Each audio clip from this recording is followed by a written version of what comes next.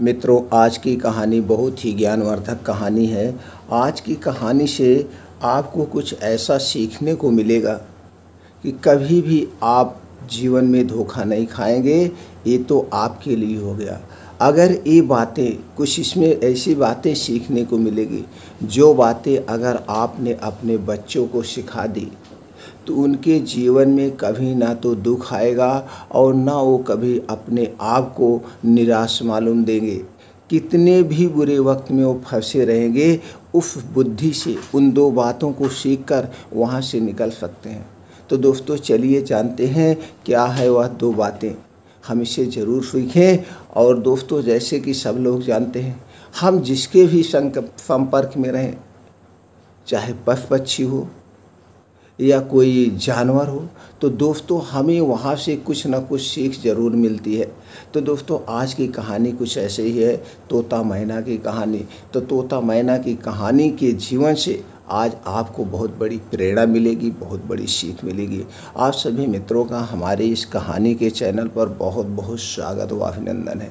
चलिए मित्रों, कहानी को शुरू करते हैं। आप सभी मित्रों से एक निवेदन है, कहानी सुनने के बाद चैनल को लाइक एवं सब्सक्राइब जरूर कर दें और कमेंट सेक्शन में जा कर के एक बार प्रेम से बोल दीजिए, जय श्री राम, राधे राधे। चलिए मित्रों, कहानी शुरू करते हैं। एक समय की बात है, एक पेड़ पर तोता और मैना रहते थे। तोता और मैना का यह सोच थी कि हम कभी भी कीड़े मकोड़े नहीं खाएंगे, कभी भी कीड़े मकोड़े नहीं खाएंगे और हमसे जो छोटे पंछी हैं उन्हें कभी कोई नुकसान नहीं पहुंचाएंगे, हमेशा एक दूसरे की हेल्प करेंगे। यही उस तोता मैना की सोच थी। और इसी सोच की वजह से जितने सारे पशु पक्षी थे, छोटे छोटे पशु पक्षी तो खास करके तोता मैना का बहुत सम्मान करते थे। तोता मैना का हमेशा उनके साथ खड़े रहते थे। और तोता मैना भी कभी कभी उसके खाने के लिए भले ना हो, लेकिन वह दूसरे पंछियों की मदद जरूर करते थे। यही विचार के साथ उनका जीवन चल रहा था। और ये सोच रहे थे कि जिस दिन हमारे घर में कोई बच्चा होगा, हम अपने बच्चों को यही संस्कार देंगे और अपने पूरे जीवन में जो हमने सीखा है, जो हमने पाया है, वो सारी चीज़ें हम अपने बच्चों को ज़रूर सिखा देंगे, जिसे हमारे ना रहने पर वो कभी धोखे का शिकार ना हो और जल्द से जल्द अपने जीवन को सफल बना ले और अपने जीवन में हमेशा सफलता प्राप्त करे। यही मकसद से समझाते थे। समय बीतता गया। कुछ समय बाद मैना को एक बच्चा हुआ और तोता मैना बहुत खुश हुए और खुशियों के साथ वो पूरे जंगल में जितना हो सकता था अपने हिसाब से खुशियाँ मनाएं, उत्सव मनाएं। और ऐसे धीरे धीरे करके तोता के पास एक लड़का और एक लड़की हो गए। तोता ने अपने लड़की और लड़के को बहुत अच्छे अच्छे संस्कार देते थे और यही कहते थे, कभी भी कितने भी बुरे वक्त में फंस जाना, लेकिन तुम लोग अपनी उम्मीद को मत छोड़ना, लड़ाई लड़ते रहना। कहीं ना कहीं से तुम्हें कुछ ना कुछ उम्मीद जरूर मिलेगी और आप उस बुरे वक्त से निकल सकते हो। और कभी किसी को कोई धोखा मत देना, कभी किसी के साथ कोई छल कपट मत करना, कभी मत करना। ये सारी शिक्षा देता था। तो एक दिन उसका लड़का पूछा, पापा हमें कुछ ऐसी कहानी सुनाइए जिसे सुन करके हमें उससे कुछ ज्ञान प्राप्त हो। फिर तोता कहता है, चलो बच्चों, आज हम पूरे परिवार के साथ मनुष्य की एक कहानी सुनते हैं, आदमियों की एक कहानी सुनते हैं और एक ऐसी लड़की की कहानी सुनाते हैं जिसे सुन करके तुम अपने जीवन में बहुत आगे बढ़ सकते हो। फिर तोता सुनाना शुरू करता है। बहुत पुरानी बात है। कहीं दूर देश में गोल्डी नाम की सुंदर लड़की रहती थी। सुंदर होने के साथ साथ गोल्डी बहुत समझदार और दयालु भी थी। गोल्डी की माँ बचपन में ही गुजर गई थी। माँ के गुजरने के बाद गोल्डी के पिता ने दूसरी शादी कर ली थी। अब वह अपने पिता, सौतेली माँ और 2 सौतेली बहनों के साथ रहा करती थी। सौतेली माँ और बहनों को गोल्डी बिल्कुल पसंद नहीं थी। उसकी सुंदरता और समझदारी से वह तीनों हमेशा जलती थी, क्योंकि उसकी दोनों सौतेली बहनों के पास न तो अच्छी शक्ल थी और ही न अच्छी अक्ल थी। एक दिन की बात है, गोल्डी के पिता को किसी काम के लिए बाहर जाना पड़ा। पीछे से सौतेली माँ ने गोल्डी के साथ बुरा बर्ताव शुरू कर दिया। सबसे पहले तो उसने गोल्डी की खूबसूरत पोशाक उतरवा ली और उसे नौकरानियों वाले कपड़े पहनवा दिए। इसके बाद उन तीनों ने गोल्डी के साथ नौकरानी जैसा बर्ताव करना शुरू कर दिया। वो उससे खाना बनवाते, घर की सफाई करवाते, कपड़े बर्तन धुलवाते और घर के बाकी सारे काम करवाते। यहाँ तक कि उन तीनों ने गोल्डी का कमरा भी ले लिया और उसे स्टोर रूम में रहने के लिए कह दिया। बेचारी गोल्डी के पास उनकी बातें मानने के अलावा कोई चारा ही नहीं था। आसपास के पेड़ों पर रहने वाले पंछी और स्टोर रूम के चूहों के अलावा गोल्डी का कोई दोस्त नहीं था। वह दिन भर काम करते और रात में अपने दोस्तों से बातें करते करते सो जाया करती थी। जिस देश में गोल्डी रहती थी, एक दिन वहाँ के राजा के सिपाहियों ने बाजार में घोषणा की कि राजकुमार की शादी के लिए राजमहल में एक समारोह का आयोजन करवाया है। इस समारोह के लिए उन्होंने नगर की विवाह योग्य सभी लड़कियों को आमंत्रित किया है। गोल्डी की बहनों ने जैसे ही यह घोषणा सुनी, वो दोनों दौड़ी हुई अपनी माँ के पास पहुँची और उन्हें सारी बात बताई। उनकी माँ ने कहा कि इस समारोह में सुंदर तुम दोनों ही लगोगी। राजकुमार का विवाह तुम दोनों में से किसी एक के अलावा किसी और के साथ नहीं होगा। इस बात को गोल्डी ने भी सुना और उसके मन में भी इस समारोह में जाने की इच्छा हुई, लेकिन इस बारे में अपनी सौतेली माँ से बात करने में उसे बहुत डर लग रहा था। उसकी सौतेली माँ और बहनें समारोह में जाने की तैयारियां करने लगी। उन्होंने नए कपड़े सिलवाए और नए जूते भी खरीद लिए। वह दोनों रोज इस बात का अभ्यास करती थी कि जब वो राजकुमार से मिलेंगी तो क्या बात करेंगी और कैसे बात करेंगी। आखिरकार समारोह का दिन आ ही गया। दोनों बहनें समारोह में जाने के लिए बहुत उत्साहित थी। उन दोनों ने सुबह से ही समारोह में जाने की तैयारियां शुरू कर दी थी। गोल्डी ने भी अपनी दोनों बहनों की मदद की। अपनी बहनों को पूरी तरह से तैयार करने के बाद गोल्डी ने बहुत हिम्मत जुटाई और अपनी सौतेली माँ से पूछा कि माँ, अब मैं भी विवाह योग्य हो गई हूँ, क्या मैं भी समारोह में जा सकती हूँ। यह सुनकर वह तीनों जोर जोर से हंसने लगी और कहा, राजकुमार को अपने लिए पत्नी चाहिए, नौकरानी नहीं चाहिए। यह कहकर वह तीनों बहनें वहाँ से चली गई। उनके जाने के बाद गोल्डी बहुत उदास हो गई और रोने लगी। तभी उसके सामने एक तेज रोशनी आई जिसमें से एक परी निकली। परी ने गोल्डी को अपने पास बुलाया और कहा, मेरी प्यारी गोल्डी, मैं जानती हूँ कि तुम क्यों दुखी हो, लेकिन अब तुम्हारे मुस्कुराने का समय आ गया है।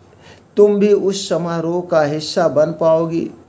इसके लिए मुझे सिर्फ एक कद्दू और 5 चूहों की ज़रूरत है।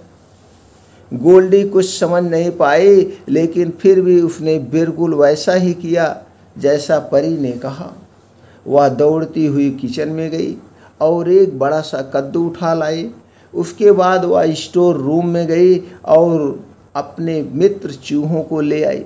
सब कुछ मिल जाने के बाद परी ने अपनी जादुई छड़ी को घुमाया और कद्दू को एक बग्गी में बदल दिया। फिर वह चूहों की तरफ मुड़ी।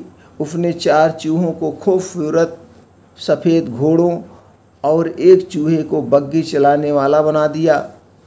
यह सब देखकर गोल्डी को अपनी आंखों पर विश्वास नहीं हुआ।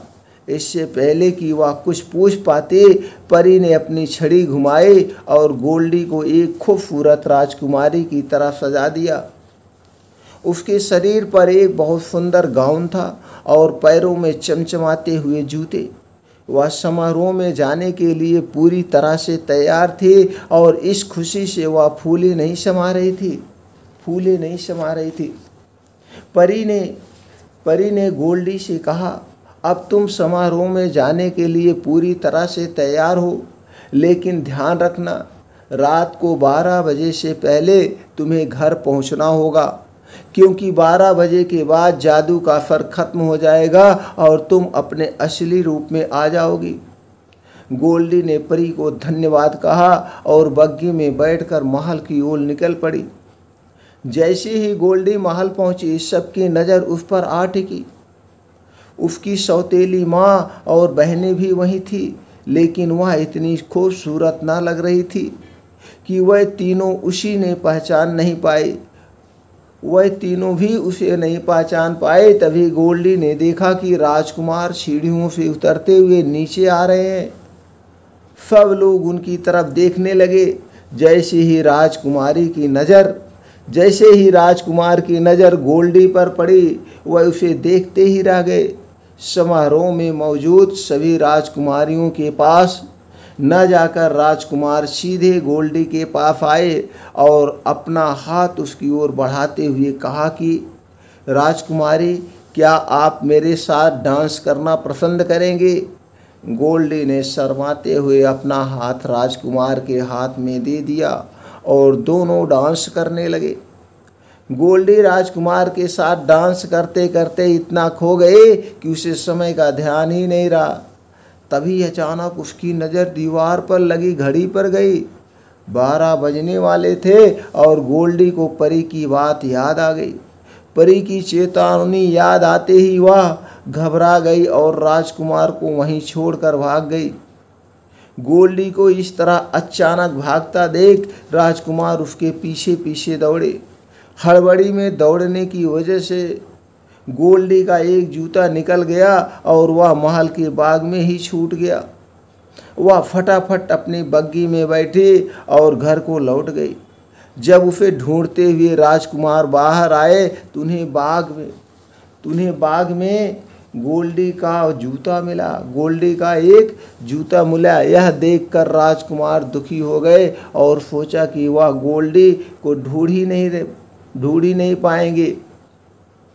अगले दिन राजकुमार ने अपने सिपाहियों को बुलाया और उन्हें जूता थमाते हुए कहा कि शहर के हर घर में जाओ और हर समारोह में आई हर लड़की को यह जूता पहना कर देखो।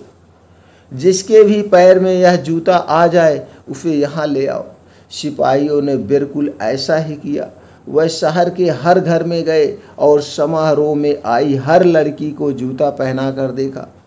किसी को जूता छोटा पड़ रहा था और किसी को बड़ा। सारा शहर घूमने के बाद आखिर में सिपाही गोल्डी के घर पहुँचे। जैसे ही गोल्डी ने सिपाहियों को देखा तो वह समझ गए कि ये राजकुमार के कहने पर आए हैं और वह खुशी से दरवाजे की तरफ दौड़ी। उसी समय उसकी सौतेली माँ ने उसका रास्ता रोक लिया। सौतेली माँ ने गोल्डी से पूछा, तुम कहाँ चली? सिपाही उस लड़की के लिए आए हैं जो कल रात समारोह में थी। तुम तो कल आई ही नहीं थी, तो तुम नीचे जाकर क्या करोगी? ऐसा कहकर उन्होंने गोल्डी को स्टोर रूम में बंद कर दिया और चाबी अपने जेब में रख ली। जब सिपाही जूता लेकर घर में आए तो उसकी दोनों बहनों ने उस जूते को पहनने की कोशिश की, लेकिन वह दोनों नाकाम रहीं।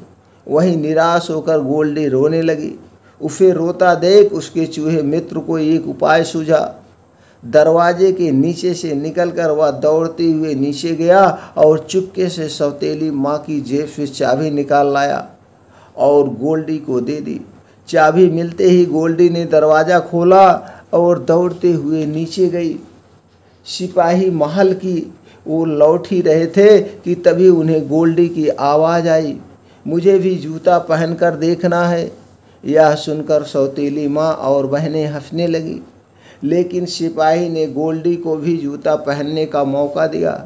जैसे ही उसने पैर में जूते डाला, वह आसानी से उसके पैर में आ गया। यह देखकर सभी चौंक गए और सिपाही ने गोल्डी से पूछा, क्या यह जूता आपका है? इस पर गोल्डी ने हाँ में अपना सिर हिलाया। सिपाही गोल्डी को बग्गी में बिठाकर महल ले गए, जहाँ उसे देखकर राजकुमार बहुत खुश हुआ। उन्होंने गोल्डी के सामने शादी का प्रस्ताव रखा, जिसे उसने प्रसन्नता के साथ स्वीकार कर लिया। राजकुमार और गोल्डी की शादी हो गई और वह हमेशा खुशी खुशी महल में रहने लगे। मित्रों, इस कहानी से क्या सीख मिलती है? हमें बुरे वक्त में भी उम्मीद नहीं छोड़नी चाहिए और अच्छी सोच रखने वालों के लिए कोई ना कोई रास्ता निकल ही आता है। मित्रों, यह कहानी आपको कैसी लगी कमेंट सेक्शन में हमें ज़रूर बताएं। फिर मिलते हैं ऐसी और ही ज्ञानवर्धक कहानी के साथ अगले वीडियो में।